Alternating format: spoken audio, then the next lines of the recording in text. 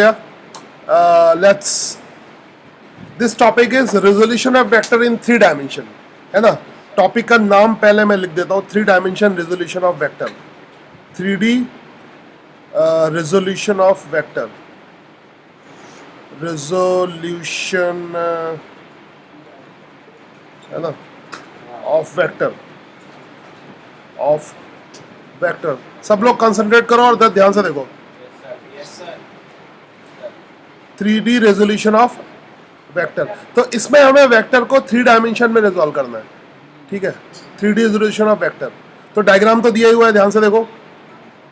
ये एक वेक्टर दिया हुआ है ना, यहां पर इसको ध्यान से, ये R एक वेक्टर है, दिख रहा है, इसको ओवरराइट कर दो, ये R एक वेक्टर है जो यहां पे एक क्यूब बना हुआ है, तो क्यूब के एक कॉर्नर से शुरू होकर क्यूब के दूसरे कॉर्नर तक दिख रहा है ये, तो R एक वेक्टर हो गया। नाउ इसके कंपोनेंट ये 3 डायमेंशन में, एक्चुअली में क्यूब बाद में बनाया गया, वेक्टर पे ये समझाने के लिए क्यूब बनाया गया, ठीक है। तो क्यूब की वैसे जरूरत नहीं है, क्यूब ये समझाने के लिए है कि 3 डायमेंशन में है, मतलब किसी प्लेन में नहीं है, 3D में है। तो अगर तुम एक क्यूब लोगे और एक एंड से दूसरे एंड तक लाइन ड्रॉ करोगे तो वो किसी प्लेन में नहीं होगी, समझ आई बात। वो पर्टिकुलर वो पीछे वाले प्लेन में भी नहीं होगी, यू कांट से कि इस वाले प्लेन में है या इस किसी प्लेन में नहीं होगी, वो 3 डायमेंशन में होगी, ठीक है। अच्छा, अब यहां पर सपोज ये R वेक्टर है, अब इससे हम परपेंडिकुलर ड्रॉप करेंगे। सपोज करो ये परपेंडिकुलर ड्रॉप किया, ये लाइन दिख रही है साइड में, इसके ऊपर ही ड्रॉप कर देता हूं, ये परपेंडिकुलर ड्रॉप किया, ठीक है, ऐसे एक परपेंडिकुलर ड्रॉप किया, है ना। अच्छा, ये जो वेक्टर है, ये ब्लू वाला जो वेक्टर है, दिख रहा है, ये ब्लू वाला वेक्टर है, ये जो है ये वेक्टर, सपोज हम इसको अभी एज्यूम कर लेते, ABC तो कहीं रिप्रेजेंट नहीं किया, यहाँ भी एरो देख लो, मैं समझाने के लिए इस वेक्टर को लिख लेता हूँ B कहीं भी नहीं है, ठीक है, B, समझ आई बात। इस वेक्टर को B लिख लेता हूँ, और ये एक डॉटेड वाला वेक्टर दिख रहा है ना, ये, इस वेक्टर को A लिख लेता हूँ, समझ आई बात। यहां पर जो B वेक्टर है वो एक्चुअली में Z के कैप है, मतलब B का जो मैग्नीट्यूड है वो Z एक्सिस के अलॉन्ग है, B जो वेक्टर है वो Z एक्सिस के अलॉन्ग है ना। तो B एक्चुअली में Z कंपोनेंट है, तो B को तो हम ऐसे लिख सकते हैं Z के कैप, ये समझ आया। B को छोड़ दो, B का ऐसे लिखा, फिर वेक्टर A है ना, हम यहां पे लिख सकते हैं vector R is equal to, अब तो तुमने ट्राइंगल लॉ पढ़ लिया है, तो उसके अकॉर्डिंग क्या हो जाएगा, vector R is equal to vector A plus vector B, समझ आया। ट्राइंगल लॉ तुम्हारा पढ़ा हुआ है, vector R is equal to vector A plus vector B, ठीक है। अच्छा, अब और देख लो, वेक्टर A B, ये सपोज करो, तो ये हमने क्या, वेक्टर R को वेक्टर R की जगह वेक्टर R ना लिख के हम क्या लिख सकते हैं, वेक्टर A और वेक्टर B लिख सकते हैं। फिर देखो वेक्टर B को तो हम Z के कैप लिख सकते हैं। अब देखो, ये अगर A वेक्टर है और B हम ले चुके हैं, ठीक है, ये वेक्टर सपोज करो C है और ये वेक्टर D है, ये समझ आ रहा कौन कौन से C और D है, ठीक है। तो वेक्टर C को हम लिख सकते हैं, क्या लिख सकते हैं, क्योंकि x एक्सिस के अलॉन्ग है ये, है ना। तो इसमें x इधर देखना, x इधर है, y इधर है, z इधर है ना, x y z, ठीक है, समझ आई बात। ये एक्चुअली में राइट हैंडेड कोऑर्डिनेट सिस्टम होता है। इसमें कैसे पहचानते हैं राइट हैंडेड कोऑर्डिनेट सिस्टम, अगर तुम अपनी फिंगर्स अपना राइट हैंड लो और फिंगर को x से y की तरफ घुमाओ, रेड लाइन की तरफ, है ना, फिंगर को ऐसे घुमाओ, तो थंब किधर आता है, z की तरफ, समझ आई बात। फिंगर को x से y की तरफ घुमाओ, थंब z की तरफ आता है, तो राइट हैंड लेने पे थंब अगर z की तरफ आता है तो ये राइट हैंडेड सिस्टम हो जाता है। अब अगर लेफ्ट हैंड लो और फिंगर को x से y की तरफ घुमाओ, ऐसे फिंगर्स को क्या ऐसे, मतलब फोल्ड करो फिंगर्स को और x से y की तरफ घुमाओ, थंब किधर आता है, माइनस Z नीचे की तरफ, तब प्लस Z नीचे होगा। अगर राइट हैंड सिस्टम लोगे तो प्लस Z ऊपर होगा, मतलब जिस तरफ थंब होता है उसको हम प्लस Z मानते हैं। तो राइट हैंडेड सिस्टम में प्लस Z ऊपर होता है और लेफ्ट हैंडेड सिस्टम में प्लस Z नीचे होता है। बहरहाल हम लोग राइट हैंडेड सिस्टम यूज करते हैं, we don't use left handed system. तो C को हम लिख सकते हैं एक्स आई कैप, इसमें किसी को दिक्कत नहीं है, सी को हमने लिखा एक्स आई कैप, ये किसी को प्रॉब्लम तो नहीं है सी में। अच्छा डी को हम क्या लिख सकते हैं, ये वेक्टर डी है, हाँ वाई के कैप, डी को हम लिख सकते हैं वाई क्या, जे कैप, वाई जे कैप, ये भी सही है। मतलब डी एक वेक्टर है जिसका कंपोनेंट वाई एक्सिस के अलोंग कितना है, वाई एक्सिस के अलोंग वो सॉरी वाई के बराबर है। समझ आया सी और डी। अब यहां पर इसमें किसी को दिक्कत तो नहीं है। अब यहां पे ट्राइंगल लॉ से क्या लिख सकते हैं, सी प्लस डी, क्या लिखोगे, C plus D is equal to vector A, vector C plus vector D is equal to क्या हो जाएगा, वेक्टर ए। ठीक है, अब हम b की वैल्यू तो यहां पर है, r की वैल्यू ये है और r is equal to A plus B है। तो अगर सबको मिलाएं, हम यहां पे मिलाते हैं सबको, तो हम वेक्टर ब्लू पेन नहीं लेता, वेक्टर r की जगह हम क्या लिख सकते हैं, vector r is equal to a की वैल्यू c प्लस डी है, तो पहले तो हम लिख लें c प्लस डी, ठीक है, प्लस b हो जाएगा।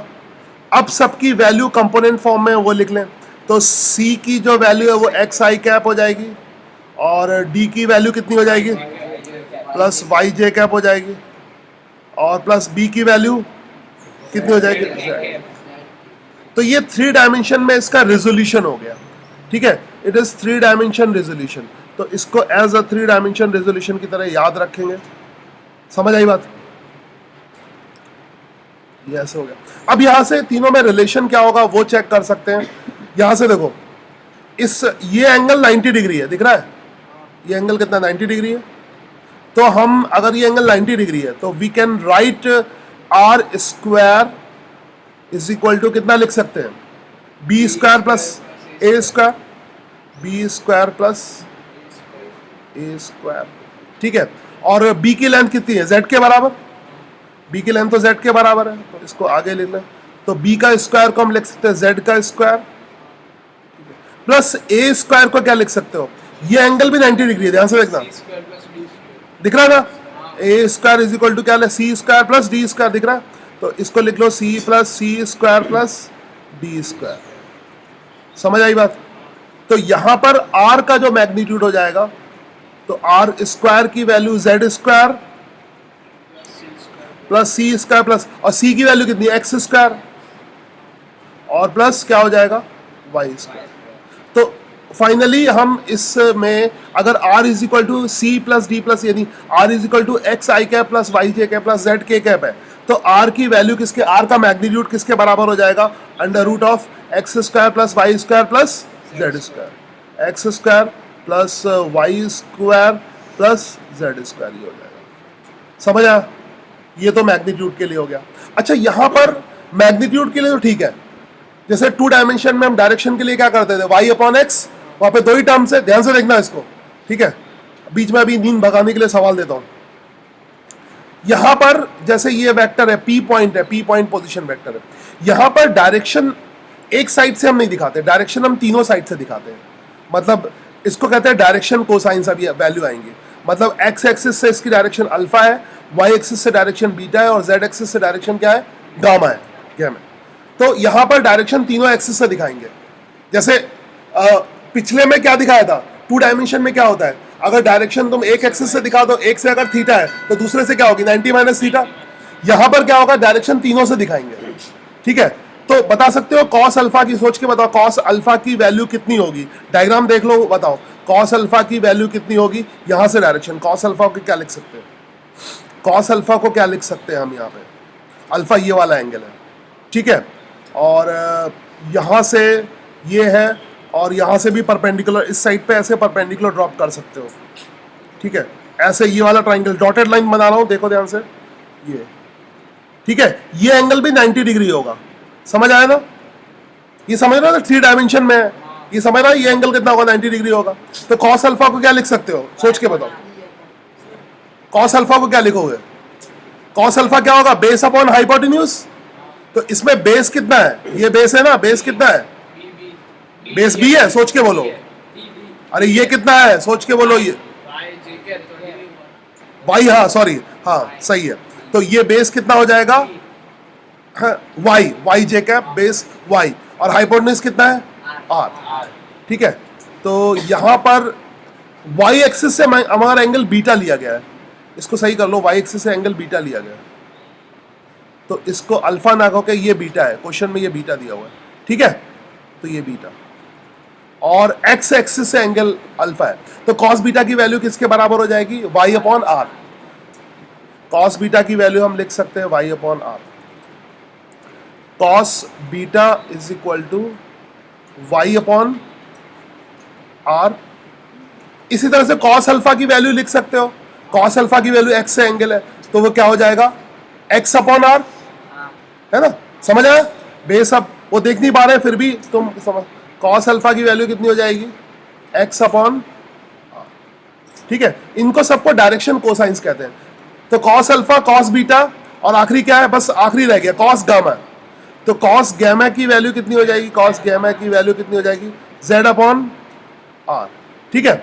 इसमें एक बहुत इंटरेस्टिंग सा रिजल्ट आता है, बस यहाँ पे हम इसको फिनिश ही कर देते हैं, एक्स वाई जेड कंपोनेंट हो गए, तो यहाँ पे ये कंपोनेंट फॉर्म में दिखाया गया, एग्जैक्टली ये कंपोनेंट है। जैसे अगर एग्जैक्टली तुम्हें कंपोनेंट ड्रॉ करना है, ये तो डायरेक्शन कोसाइंस हो गए, एग्जैक्टली अगर कंपोनेंट ड्रॉ करना है, यानी वही डायग्राम अगर क्यूब की हेल्प के बिना देखोगे, जैसे क्यूब की हेल्प के बिना, तो ये वेक्टर है, यहां से परपेंडिकुलर ऐसे ड्रॉप किया, ये डॉटेड लाइन परपेंडिकुलर हो गई, ध्यान से देखो, एक परपेंडिकुलर ऐसे ड्रॉप किया, और यहां से फिर एक x पर और एक y, कंपोनेंट कैसे निकालोगे।